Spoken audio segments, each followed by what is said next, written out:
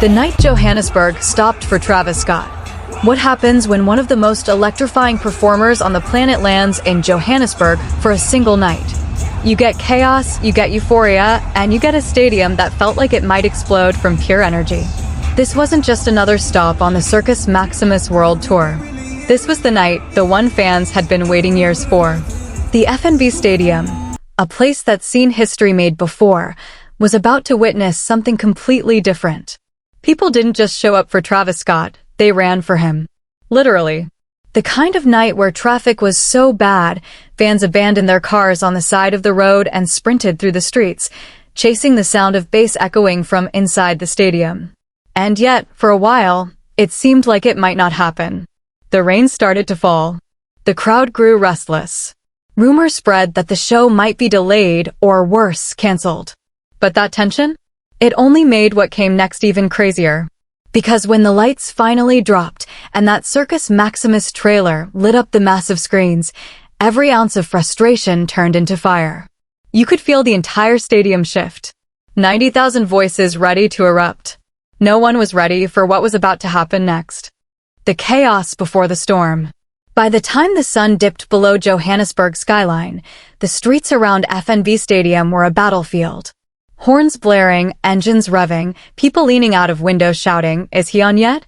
It didn't matter if you had a ticket, getting inside was the real challenge. Some fans gave up on traffic altogether.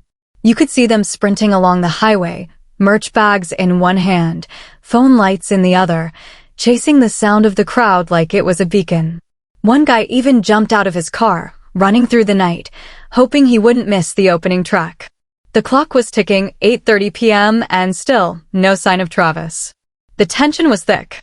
People were pacing, checking their watches, calling friends already inside. Has he started? But the answer was always the same, not yet. Then came the drizzle. Soft at first, then heavier, soaking hoodies and sneakers. Fans pulled up jackets, refusing to leave their spots. Some started chanting, some booing, and some just laughed. Because when you've waited years to see Travis Scott live, a little rain doesn't scare you. Inside, the stadium lights flickered across restless faces. People started making their own entertainment, stacking cups into towers, scrolling through their phones, blasting music to fill the silence. At one point, the massive screen lit up with a random GTA trailer, and the crowd went wild, half cheering, half mocking. It was pure anarchy. But under all that noise, there was something else, anticipation building, a pulse running through the crowd. Everyone could feel that moment coming. The kind of silence before thunder. And when the word CIRCUS MAXIMUS finally appeared on that giant screen, everything changed. The moment everything changed. It's 9:45 p.m. That was the exact time everything flipped.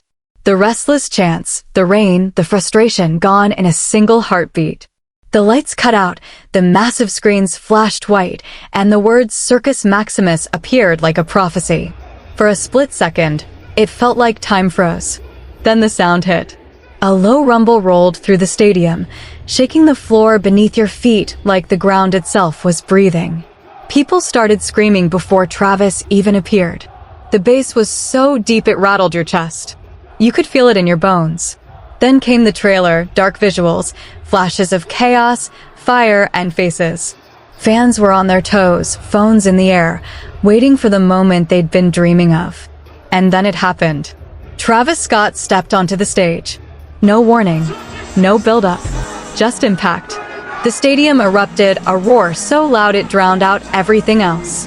Thousands of voices, one heartbeat. People were crying, laughing, shouting his name like it was an anthem. And just like that, the wait didn't matter anymore. He had arrived, and everyone knew they were about to witness something historic. From the first beat, he owned that stage. The visuals behind him were cinematic, fire bursts, swirling lights, smoke pouring out like a storm. You could see it on every fan's face, the disbelief, the adrenaline, the realization that this wasn't just another concert. It was Travis Scott in his purest form, chaotic, electric, larger than life. And as the first track dropped, the mosh pit came alive. Bodies moving as one, strangers locking arms, jumping, screaming, losing their minds.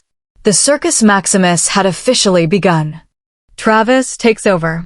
From the second he stepped into the spotlight, it was clear Travis wasn't here to perform. He was here to possess the stage. The rain, the weight, the frustration, all of it vanished under the first thunderous beat. He didn't say much at first. He didn't have to. One look, one gesture, and 90,000 people were locked in. Every hand in the air. Every voice screaming. Every heartbeat synced to his rhythm. When the opening notes of God's Country hit, the ground shook. The lights exploded into red and white strobes that pulsed in time with the drums. It didn't feel like sound, it felt like shockwaves. Travis stalked the edge of the stage like a general surveying his army. And just when the crowd thought they'd seen it all, he did something no one expected. He called 4 fans up on stage. 4. Out of tens of thousands. You could hear the collective gasp ripple through the stadium. Everyone wanted it to be them.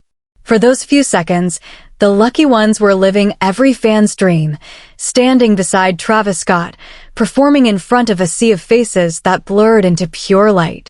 One fan in a pink hoodie almost stole the show, jumping, shouting every lyric word for word, completely losing himself in the moment. The crowd loved it. Travis loved it. It felt spontaneous, raw, and unreal, like the barrier between artist and fan had completely disappeared. And when the last note of the song hit, Travis didn't pause for a breath. He roared into the mic, "Johannesburg, are you ready?" And the stadium answered like a single voice. What came next wasn't just a concert anymore. It was a ritual, chaos, unity, and sound blending into something primal. Because from here on out, Travis Scott owned the night. The sound, the energy, the madness. Once Travis locked into the set, it felt like he was summoning something bigger than music. The lights, the sound, the energy, everything moved with surgical precision. Each note had intent. Each flash of light told a story. Then came my eyes. The moment the first soft notes floated through the speakers, the stadium transformed. Thousands of people who'd been screaming seconds ago stood still, swaying, soaking in every word. The visuals shifted from fire to soft blue and purple lights that shimmered like water. For a moment, it felt like everyone was levitating. You could feel it, a collective breath, an emotional pause in the middle of all the chaos. And then, without warning, the beat switched. Travis leaned into the mic, smirked, and said, "On this next one, I don't want to see no bystanders." The crowd exploded. Everyone knew what that meant. No bystanders. The mosh pit detonated instantly. Bodies flying, people jumping, strangers pulling each other up with smiles that looked half crazy, half holy. The stadium became an earthquake of bass and adrenaline. But before anyone could catch their breath, Travis transitioned again, this time into Fiend. The drop hit like a bomb. Screams, lights, smoke, everything blurred into motion. And just when people thought it was over, he restarted it. And again, and again. 6 times. 6 times he played Fiend. Each run more chaotic, more electric than the last. Every time the beat hit, the crowd lost it, climbing on shoulders, throwing shirts in the air, motioning like it was the end of the world. It wasn't just repetition, it was escalation. Each loop built the energy higher, pushing the limits of what the human body could handle. It was pure mayhem, beautiful, controlled madness. The kind of chaos only Travis Scott could orchestrate. By the final drop, people were drenched in sweat, breathless, screaming lyrics until their voices cracked. But no one stopped. No one wanted it to stop. Meltdown, Jap Boys, and the unexpected. By this point, everyone in the stadium had lost all sense of time. There was no before or after anymore, just the moment. Every new song hit like a wave, and somehow, the energy never dipped. Travis knew exactly what he was doing. He looked out into the sea of flashing lights, nodded once, and let the opening beat of Meltdown thunder through the air. Instantly, people recognized it. The crowd roared as the bass line twisted and warped through the speakers, and Travis tore into the track with that signature growl, raw, effortless, commanding. Every lyric hit like an explosion. People weren't just listening, they were shouting every word back at him, fists in the air, faces lit by the strobe lights that pulsed like lightning. And then, just as the energy peaked, he flipped the entire mood. Without warning, he shifted into Mamacita. The nostalgia hit instantly. Fans who'd been there since days before rodeo lost their minds. Suddenly, everyone was dancing, not moshing, not screaming, just vibing. The entire stadium moved like a single heartbeat, riding the groove, singing every word like a shared memory. But Travis wasn't done. He dug even deeper. Out of nowhere came the Jack Boys era. The sound switched up again, darker, faster, sharper. Gang Gang out west had enough. He moved through them like a DJ controlling a storm, blending tracks together until you couldn't tell where one ended and the next began. Then, the crowd heard something they didn't expect, Gaddy. The stadium erupted. By now, the stage looked like a war zone, smoke, lights, sparks bursting from the floor. Travis was in full command, jumping from platform to platform, shouting to the crowd, "Y'all still with me, Joburg?" And they were. Completely. Even the casual fans, the ones who came just for the big hits, were gone. Lost in the sound. The ones who knew every lyric were screaming until their lungs gave out. And just when it seemed like the emotional climax, realization in the moment. Between the flashing lights and pounding bass, time dissolved. The world outside the stadium ceased to exist, leaving only a vortex of sound and adrenaline. Then it hit, that rare, mid-chaos realization that you were living a core memory, a moment permanently etched into your history. As smoke drifted across the stage, Travis Scott paused. The crowd's roar softened to a collective hum, the energy shifting. He seemed to recognize it, too. This night was different. The air was thick with spent rain, heat, and a palpable sense of unity. He began telekinesis. The arena plunged into darkness, becoming a galaxy of phone screens as serene synths filled the space. The hype and chaos gave way to a profound connection. Strangers embraced, laughed, and cried, sharing a single heartbeat. The artist-fan barrier vanished. Travis was no longer performing for us, but with us, all equally in awe. This was the unforgettable climax, the calm after the storm. As the final notes faded, a bittersweet truth settled in. No one wanted it to end. We were all holding on to a perfect, fleeting moment, knowing it would never happen the same way again. The farewell and reflection. When the final echoes of the last track faded into the night, something strange happened. No one moved. Tens of thousands of people, frozen in place, staring at the stage like maybe, just maybe, Travis would come back for one more song. But the lights didn't return. The smoke cleared, the massive LED screens went dark, and all that was left was the afterglow, the warmth in your chest, the ringing in your ears, and the memory of what had just happened. Slowly, people started to realize it was over.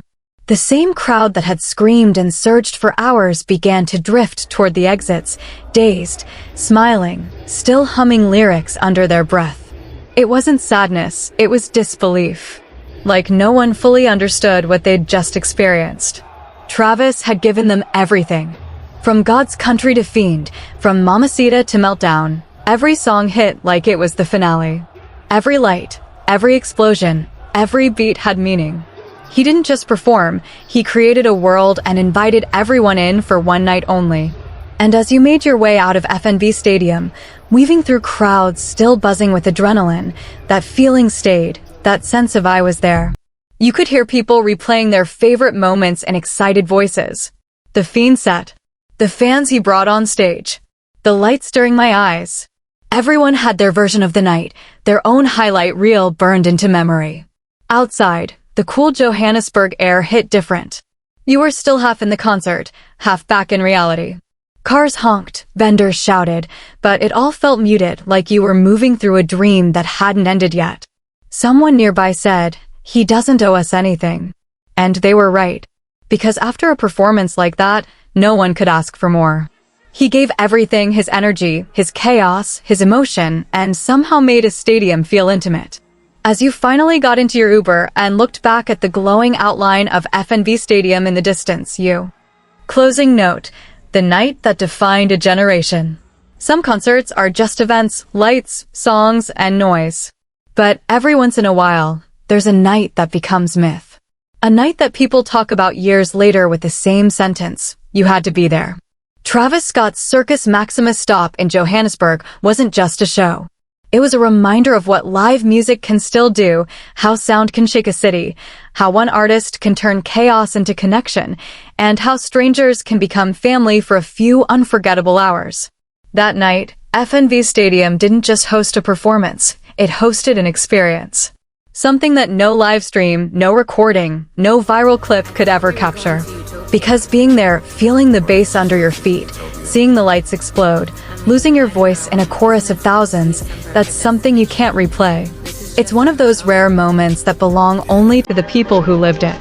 So if you weren't there that night, here's the truth: you didn't just miss a concert.